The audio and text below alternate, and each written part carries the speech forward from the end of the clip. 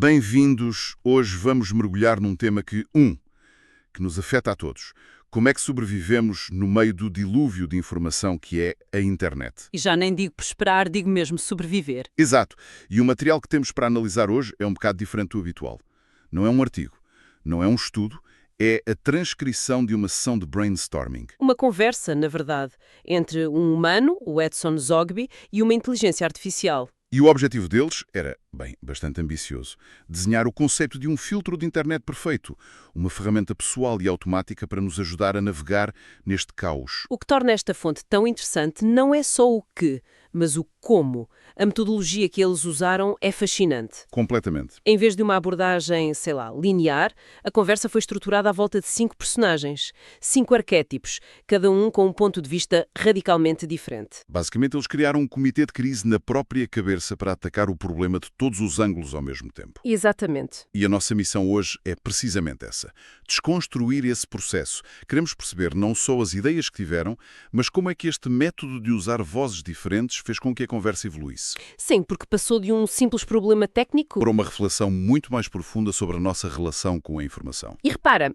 é uma abordagem muito necessária, porque o problema da curadoria de informação não é só tecnológico, é profundamente humano. Sem dúvida. É sobre psicologia, filosofia, os nossos preconceitos. O método deles, ao forçar a entrada destas perspectivas diferentes desde o primeiro segundo, reconhece essa complexidade. Evita aquela armadilha de pensar que um algoritmo mais inteligente, por si só, vai resolver tudo. Lá está. Certo. Então vamos conhecer o elenco desta peça. A transcrição apresenta-nos 5 vozes. A primeira é talvez a mais óbvia, o racional. O engenheiro. Exato. O engenheiro. Este só quer saber de lógica, de dados, de fontes verificáveis, de parâmetros claros. Para ele, a informação pode e deve ser medida, classificada objetivamente. E em contraste direto, temos o emocional. Eles dão-lhe a persona de um ator de teatro. A preocupação dele não é a veracidade factual, Não, nada disso. mas sim o impacto. Qual é o tom do artigo? Qual é a intenção por detrás das palavras? Como é que isto nos faz sentir? Ansiosos, Inspirados? irritados. Exatamente. Para o ator, essa dimensão emocional é tão ou mais importante que a factual. E só aqui já temos um conflito óbvio. Mas a conversa não se fica por aqui. Entra em cena o otimista com inovações. Ah, o fã da tecnologia. O fã da tecnologia, entusiasmado com o potencial da IA, dos wearables, do biofeedback. Ele olha para o problema e vê um admirável mundo novo de possibilidades, de experiências adaptativas. E para equilibrar esse entusiasmo, claro, temos a sua contraparte necessária, o cético ponderado. O advogado do diabo. Sempre.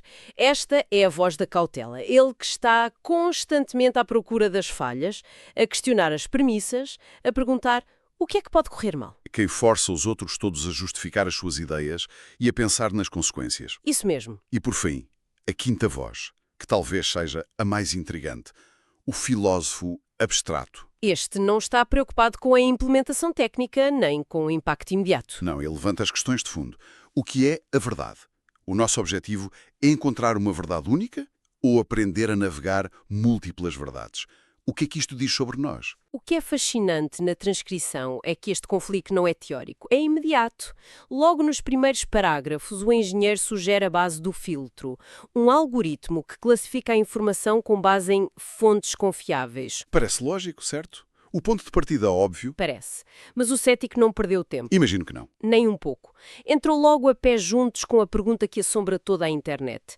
E quem é que define o que é uma fonte confiável? Exato. É a empresa do software, é um consórcio de mídia, é o governo. E o filósofo ainda acrescentou outra camada, questionando se o objetivo deveria ser sequer encontrar uma verdade única. Sugere que talvez a pluralidade de perspectivas seja mais valiosa. Em menos de 5 minutos, eles chegam ao impasse fundamental que define todo este debate na sociedade. Completamente.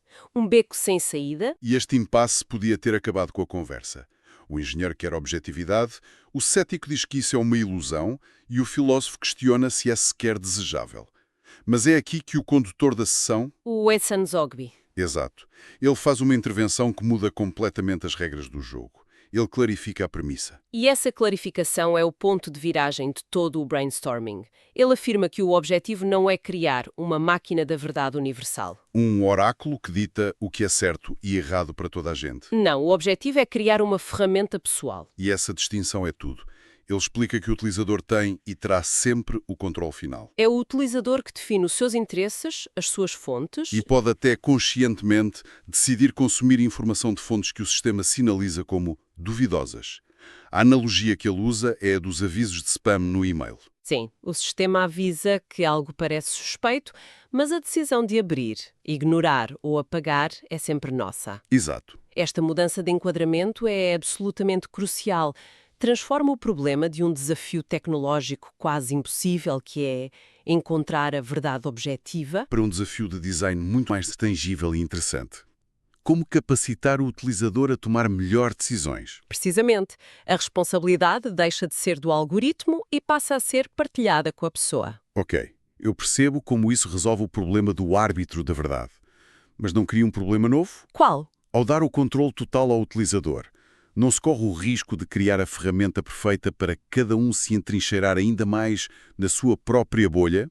Agora com a justificação de que foi o meu filtro pessoal que me mostrou isto. Essa é exatamente a preocupação que o cético levanta de imediato. A personalização é uma faca de dois gumes. Claro. Mas o que acontece a seguir-me a conversa é que esta nova premissa, o foco no utilizador, obriga todas as 5 vozes a repensar as suas contribuições de uma forma muito mais prática. O engenheiro, por exemplo. O engenheiro deixa de se focar em criar o algoritmo da verdade perfeita e passa a pensar em como seria a interface ideal para esse controle do utilizador. E é aí que as ideias começam a ficar mais concretas, mais palpáveis. Muito mais. Em vez de algoritmos opacos, a voz do engenheiro começa a visualizar interfaces com sliders e seletores. A ideia é que o utilizador possa a qualquer momento ajustar o nível de rigor que quer. Tipo um slider para rigor factual, outro para diversidade de pontos de vista. Exatamente, se uma pessoa está a fazer uma pesquisa para um trabalho académico, pode colocar o rigor no máximo. Se está só a navegar por curiosidade, pode baixá-lo para ter uma visão mais ampla. E as outras vozes constroem em cima disto. O otimista, sempre a olhar para o futuro, pega na ideia de personalização e leva ao extremo. E sugere integração como biofeedback. Através de wearables como relógios inteligentes. Imagina, estás a ler uma série de notícias particularmente pesadas e o relógio detecta um aumento significativo dos teus níveis de stress. E o sistema podia proativamente sugerir uma pausa. Ou apresentar conteúdos mais leves e positivos. Isso é fascinante e um pouco assustador ao mesmo tempo. É um nível de personalização quase íntimo. É aqui que a voz do amador, do lado emocional, deve ter brilhado. Completamente. O amador não vê apenas os dados de stress, ele vê uma oportunidade para um diálogo empático. Em vez de uma notificação fria. Sim, o filtro poderia comunicar de uma forma mais humana. Notamos que este tema está a ter um impacto emocional forte. Quer fazer uma pausa e ver algo diferente? Torna o invisível, o nosso estado emocional, visível. Cria uma consciência sobre como a informação nos afeta. Exatamente. Mas, bem, voltamos à minha questão anterior e que o cético certamente não deixou passar. A câmara de eco. A câmara de eco emocional perfeita. Se o sistema está constantemente a otimizar para o nosso conforto, para nos manter calmos, nós estamos a construir um lugar onde nunca somos desafiados. Exatamente. O cético alerta que o objetivo não pode ser eliminar todo o atrito e desconforto. Às vezes, o desconforto é um sinal de aprendizagem. E é para resolver este novo impasse, este equilíbrio entre personalização e o risco da bolha, que surge a ideia mais elegante de toda a sessão. Ah, sim. A funcionalidade dos opostos relevantes. Esta ideia, para mim, foi o grande momento arrá da transcrição. Sem dúvida. A proposta é que para qualquer tema, o utilizador teria um botão de mostrar opostos relevantes. E o importante aqui é a palavra relevantes. Crucial. O sistema não iria simplesmente mostrar o caos de opiniões contrárias do Twitter. Iria procurar o contra-argumento mais forte, mais inteligente e bem fundamentado da perspectiva oposta. O que transforma a ferramenta. Deixa de ser um escudo que nos protege. E passa a ser um equipamento de mergulho que nos convida a explorar águas mais profundas e desconhecidas, mas com segurança. É a solução perfeita para o problema da bolha, porque não impõe, com vida. E reflete o conceito filosófico da dialética que o filósofo já tinha introduzido, a noção de que uma compreensão superior, uma síntese, emerge do confronto estruturado entre tese e antítese. É usar a tecnologia para fomentar o pensamento crítico, em vez de o substituir. Lá está. Na teoria, soa perfeito, mas na prática, sejamos honestos. Quantas pessoas, no meio de um dia agitado, iriam voluntariamente clicar num botão que diz «Mostra-me a opinião contrária mais bem fundamentada»? É uma crítica válida. Não estaremos a ser demasiado otimistas em relação à nossa vontade de sermos desafiados. É uma crítica válida e que a transcrição não ignora.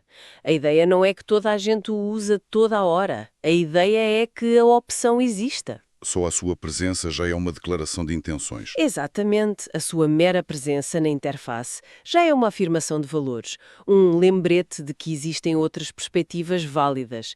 E talvez nos momentos de maior curiosidade ou dúvida, essa opção seja usada. É melhor ter uma porta para sair da bolha, mesmo que raramente usada, do que não ter porta nenhuma. Precisamente. Faz sentido. E para fechar o brainstorming, eles propõem uma última grande funcionalidade, que parece amarrar todas estas pontas soltas de uma forma muito poderosa. Os infográficos. Falam em incluir infográficos intuitivos sobre o histórico de consumo do próprio utilizador. E esta proposta é o fecho de ciclo perfeito.